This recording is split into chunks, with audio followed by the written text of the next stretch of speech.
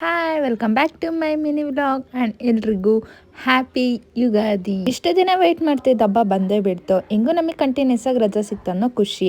ಒಂದು ಕಡೆ ಮನೆಯೆಲ್ಲ ಕ್ಲೀನ್ ಮಾಡಿದ್ವಲ್ವಾ, ಇನ್ನೆಲ್ಲ ಮುಗೀತು ಅನ್ನೋ ಖುಷಿ. ವಿಡಿಯೋ ನೋಡಿ ಎಲ್ಲ ನಾವೇ ಮಾಡಿದ್ದೀವಿ ಅಂತ ಅನ್ಕೊಳಕ್ಕೆ ಹೋಗ್ಬೇಡ್ರಿ. ನಮ್ಮ ಮಮ್ಮಿ ಮತ್ತು ನಮ್ಮ ಆಂಟಿ ಎಲ್ಲ ರೆಡಿ ಮಾಡಿದ್ರು. ಅದನ್ನು ನಾವು ಪೂಜೆ ಮಾಡಿ ಮುಗಿಸಿ ನಾಗರು ಮಾಡ್ಕೊಂಡು ಬರೋಣ ಅಂತ ನಾನು ನನ್ನ ತಂಗಿ ಹೊರಟ್ವಿ. ಈ ಸಲ 7 ಗಂಟೆ ಅಷ್ಟರಲ್ಲೇ ನಾವು ನಾಗರು ಮಾಡ್ಕೊಂಡು ಬರೋಕೆ ಹೊರಟ್ವಿ. ಪ್ರತಿ ಸಲ ನಾವು ಹೋಗೋಷ್ಟರಲ್ಲ ಅಲ್ಲಿ 8:30 ಆಗಿರೋದು. ಬಿಸಿಲು ಮಧ್ಯೆ ಮಕ್ಕ ಹೊಡಿತಿತ್ತು.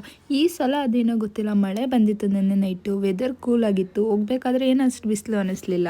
ನಾನು ನನ್ನ ತಂಗಿ ಇಬ್ಬರೇ ಹೋಗಿದ್ವಿ. ನನ್ನ ತಮ್ಮ ಇನ್ನೂ ಅವಾಗ ತಾನೇ ಎದ್ದು ಸ್ನಾನಕ್ಕೆ ಹೋಗಿದ್ದ ಅಂತ. ನಾವಿಲ್ಲಿ ನಾಗರು ಮಾಡೋದು ವರ್ಷಕ್ಕೆ 2 ಸಲ. ಒಂದು ಗೌರಿ ಗಣೇಶ ಹಬ್ಬದಲ್ಲಿ ಮತ್ತೆ ಈ ಹಬ್ಬದಲ್ಲಿ ಒಂದ್ಸಲ ಅಷ್ಟೇ. ಇಲ್ಲ ಆಕ್ಚುಲಿ ಯಾವ್ದು ಜಾಸ್ತಿ ಮನೆಗಳಿಲ್ಲ, ಅದಕ್ಕೆ ಇಲ್ಲಿ ಪಿಕಾಕ್ಗಳೆಲ್ಲ ಜಾಸ್ತಿ ಇತ್ತು. ಇದೇ ಫಸ್ಟ್ ಟೈಮ್ ನಾನು ನನ್ನ ತಂಗಿ ಇಬ್ಬರೇ ಬಂದಿರೋದು. ಪ್ರತಿ ಸಲ ಬರ್ಬೇಕಾದ್ರೂ ನಮ್ಮ ಮನೇಲಿ ಎಲ್ಲರೂ ಬರ್ತಾ ಇದ್ವಿ.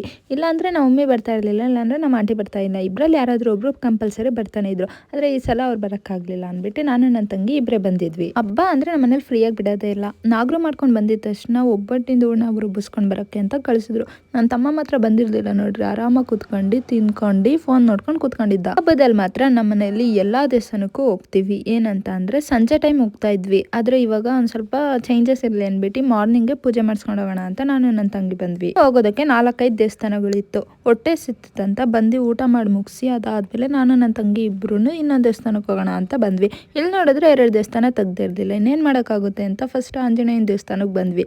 ಇಲ್ಲಿ ಪೂಜೆ ಎಲ್ಲ ಮುಗಿಸ್ಕೊಂಡ್ರೆ ವೆಂಕಟರಮಣ ಸ್ವಾಮಿ ದೇವಸ್ಥಾನಕ್ಕೆ ಅಂತ ಹೋದ್ವಿ. ಇಲ್ಲಿ ಪೂಜೆ ಮುಗಿಯೋ ಅಷ್ಟ್ರಲ್ಲಿ 11 ಗಂಟೆ ಆಗೋಗ್ಬಿಟ್ಟಿತ್ತು. ಮನೆಗೆ ಬಂದಿದ ತಕ್ಷಣ ನಮ್ಮ ಅಜ್ಜಿ ತಾತ ಮತ್ತೆ ನಾವು ಅಪ್ಪ ಸಮಾಧಿ ಪೂಜೆ ಮಾಡ್ಕೊಂಡು ಬರಕ್ಕೆ ಅಂತ ಕಳ್ಸಿದ್ರು.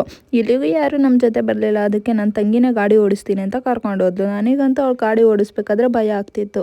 ಇಲ್ಲಿ ಬಂದು ಪೂಜೆ ಮಾಡಿ ಮುಗಿಸಿ ಮನೆಗೆ ಹೋಗೋಣ ಅನ್ನೋ ಅಷ್ಟ್ರಲ್ಲಿ ಆಲ್ರೆಡಿ 11:15 ಆಗಿ ಹೋಗ್ಬಿಟ್ಟಿತ್ತು.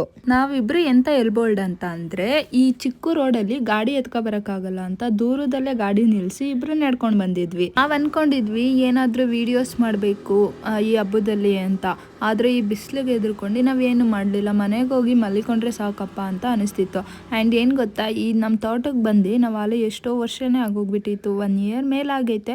ನಾನು ನನ್ನ ತಂಗಿ ಮಾತ್ರ ಇನ್ನ ಇವಾಗ ಬಂದಿದ್ದೀವಿ. ಹೊಟ್ಟೆ ತುಂಬಾ ಊಟ ಮಾಡಿರ್ಲಿಲ್ಲ. 1 ರೌಂಡ್ ಬರೋ ಅಷ್ಟರಲ್ಲಿ ಆಲ್ರೆಡಿ ಇನ್ನೊಂದ್ಸಲಿ ಹೊಟ್ಟೆ ಹಸಿಯಕ್ಕೆ ಸ್ಟಾರ್ಟ್ ಆಗಿತ್ತು. ನಾವೇನೋ ಖುಷಿಯಾಗಿ ಹಬ್ಬ ಅಂತ ಹಬ್ಬ ಸೆಲೆಬ್ರೇಟ್ ಮಾಡ್ತಿದೀವಿ. ಆದ್ರೆ ನಮ್ಮ ಆಂಟಿ ಡಯಾಲಿಸಿಸ್ಗೆ ಹೋಗ್ಬೇಕಂತ ಟೆನ್ಷನ್ ಆಗಿ ಕೂತ್ಕೊಂಡ್ಬಿಟ್ಟವ್ರೆ. ನಮ್ಮ ಆಂಟಿ ಜೊತೆ ನನ್ನ ತಮ್ಮ ಮತ್ತೆ ನಮ್ಮ ಚಿಕ್ಕಪ್ಪನೂ ಹೋದ್ರು. ನಾನು ನನ್ನ ತಂಗಿ ಇಬ್ರೆ ಏನ್ ಆಡೋದಪ್ಪ ಮನೇಲಿ ಕುತ್ಕೊಂಡು ಅಂತ ಯೋಚನೆ ಮಾಡ್ಕೊಂಡು ಹಿಂಗೆ ತಾಲಾಟ ಮಾಡ್ಕೊಂಡು ಕುತ್ಕೊಂಡಿದ್ವಿ. ಹೊಟ್ಟೆ ಹಸಿಯೋದು ಮರ್ತೋಗ್ಬಿಟ್ಟೈತೆ. ಹಂಗೆ ಆಟ ಆಡ್ಕೊಂಡು ಕುತ್ಕೊಂಡಿದ್ವಿ.